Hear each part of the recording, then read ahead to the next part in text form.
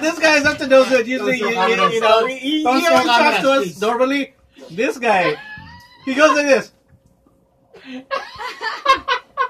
What? And he looks right at her. Nakakasama alam na yung technique.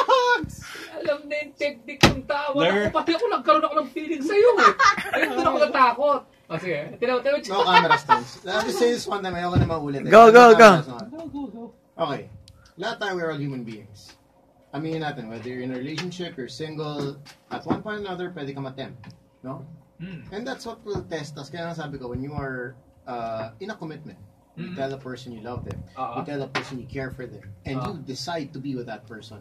Yes, temptation is gonna come along. I'm already telling you, you're gonna be tempted. Yes. Kung ano man itsura mo, ano man at the most, your office mate, somebody you like, yung crush mo dati, bigla kang lalandiin, diba? Yung dati hindi ka pinapansin, bigla kang papansin ka na ngayon. It's gonna happen. These temptations are gonna come. They're gonna come. Yeah, they're gonna come. They're gonna come hard. Yeah. Sometimes they're gonna come in, really hard. In your face.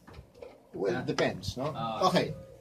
That's why you have to be committed to the commitment. Tama. Don't blame na, tinitempt na kasi ako, babe. No, that's a BS excuse. I'm not gonna take that.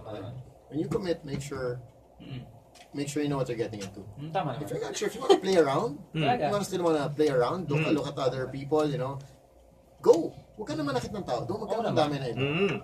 If you're gonna decide you want to still look around, flirt around other people. Kasi, una sabi mo, hindi, wala naman akong ginagawa, text lang kami, we're not doing anything bad. That's where it starts. You guys text each other. After that, you want to meet up. Sige, no touch, meet up. Diba? After that, you want to do something. You want to test yourself, how far would you go? Parang kunento po yung typical night mo, No. That's life. Ang galing. Alex,